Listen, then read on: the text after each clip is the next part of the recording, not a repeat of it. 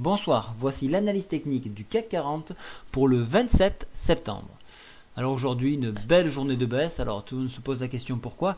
Alors il y a plusieurs choses. Il y a déjà le FMI qui a rendu un rapport comme quoi on s'en sortait pas. Que peut-être que l'austérité, tous les plans qu'on menait, c'était peut-être pas une solution. La Grèce qui n'arrive pas à s'entendre avec la Troïka.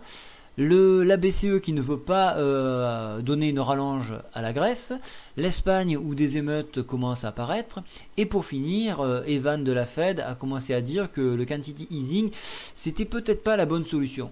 Tout cet amalgame là a fait que donc on a eu une baisse appuyée. Alors avant d'attaquer l'analyse technique, toujours pareil, un petit tour du côté du calendrier économique. Alors qu'est-ce qu'il y a d'intéressant, on regardera les fluctuations du chômage à 9h55, ça c'est très important.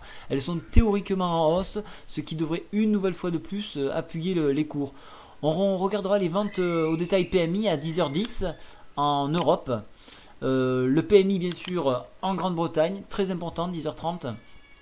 Et on continuera, voilà, les émissions italiennes, les BTP à 10 ans. Donc ça sera très intéressant de les regarder.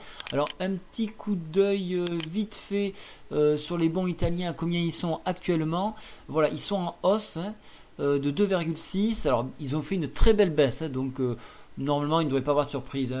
Les chiffres seront intéressants, ils seront assez positifs.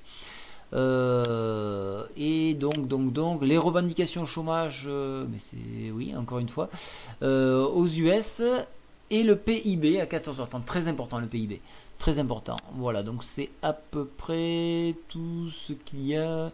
Si, l'indice manufacturier de la Fed de Kansas City, ça c'est très important aussi à 17h. Voilà, on a fait le tour du calendrier économique, on passe tout de suite à l'analyse technique. Aujourd'hui on finit par un beau Maribosu, donc une puissance baissière appuyée surtout en fin de séance, une cassure de la médiane de la fourchette d'Andrews, donc je vous avais averti, cassure de médiane de fourchette d'Andrews.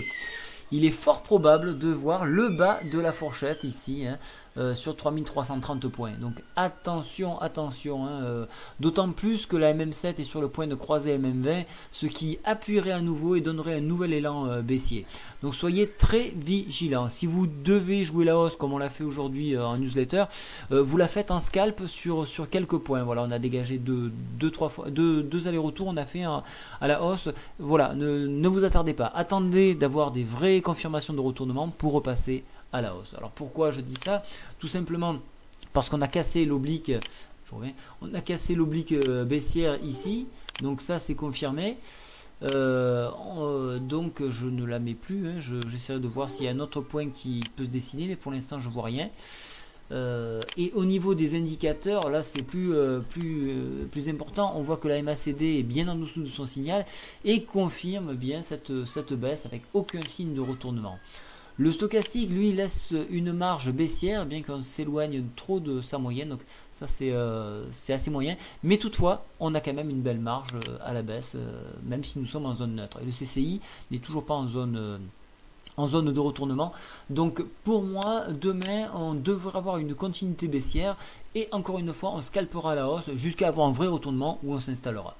Voilà. Eh bien écoutez, je vous souhaite une très bonne soirée et je vous informe du suivi de nos positions par le biais de la newsletter.